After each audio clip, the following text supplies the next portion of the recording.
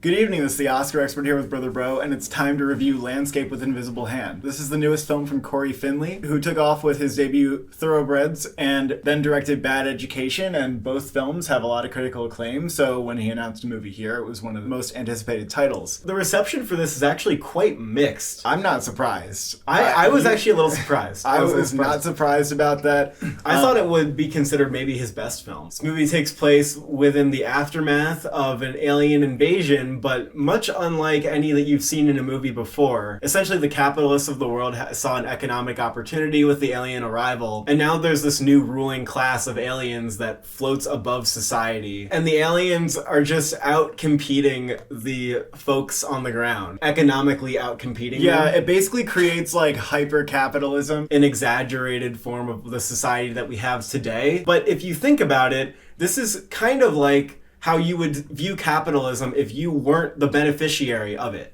if you were sort of on the bottom rung. But now it's sort of like all the people who were doing really well, who are like middle class, upper class, are now a tier below, and they're unable to compete in the marketplace. And it's kind of hilarious. The premise is really funny. The aliens, I actually would encourage you not to watch the trailer if you know you're gonna watch this movie, because the aliens are kind of hilarious. Just seeing them will make you laugh. Yeah, the aliens were the best part of the movie, I'm gonna say it. Yeah. Their design, they're also just very harmless. I mean, they're creating havoc, but not in ways that they like think that they're doing. They have like no emotions. It's great because it's so unlike an alien movie, but it's also more realistic than an alien movie. And they're also done with this like kind of crappy CGI, which I feel like fit very well with the style of the movie. Yeah. And I actually liked that they were a little bit poorly rendered, but also just doesn't have the scope or probably the budget to be a sci-fi epic. Like, that's not what this is. It's basically an indie sci-fi. A lot of the sci-fi elements are on the peripheral. I found myself enjoying this movie for sure. I thought the world building was really clever, and the ways that it paralleled our world were interesting to me, but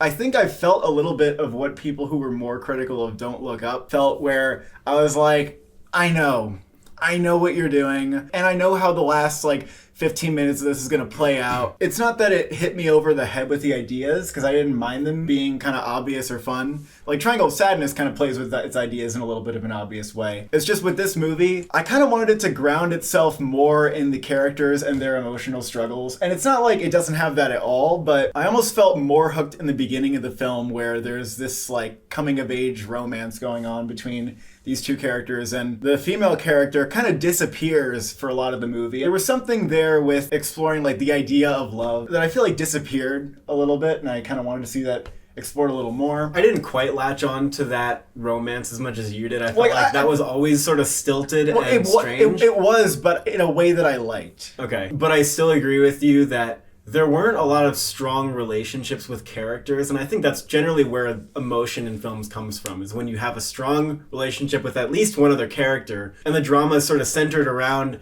whatever push and pull they have. When you do that, you deepen your story, you deepen your characters, and you really ground it. I think that this movie doesn't really go that far to do those things. It's more interested in being simply like a critique of unfettered capitalism, and I think it does prioritize that above giving its characters kind of interesting relationships. It also feels a little bit meandering, where it's like in the beginning of the movie, like I said, you kind of have this romance, and then you veer and you're kind of in a different direction, and then it's mostly focused on like Tiffany Haddish as the mother. I mean, I could have watched this as like a miniseries. I think there's a lot here that's fun to explore, but I didn't feel the momentum building up throughout the movie, but I think it got a little stronger towards the end. I don't know if you felt that way. I liked the end. I think it built stakes more in the end, and I was like, oh, okay, here we go. I agree, but I thought the end was super obvious. Yeah, I can sort of see it as obvious. I also saw it as being, pretty pointed and realistic. Sometimes the ideas are funnier than the jokes, if that makes sense. Thinking about the concept overall and how absurd it is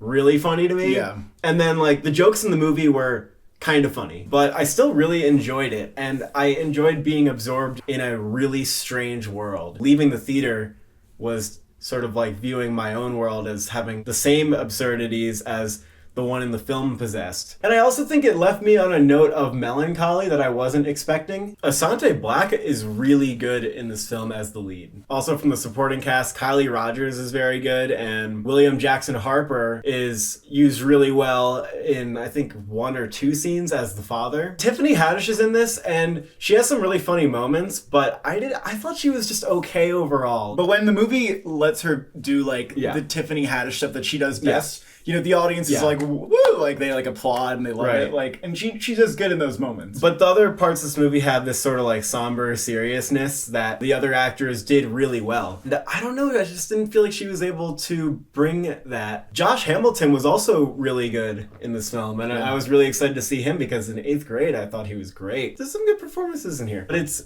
wonderfully bizarre, and it did get me genuinely reflecting on its themes by the end. I would give this like a light 8. I had a pretty good time with it, and it was at least memorable for its creativity and ambition at the very least. So I'll give this a 7 out of 10. Thank you for watching. Thank you for subscribing. Will you sell your soul to aliens if they come here?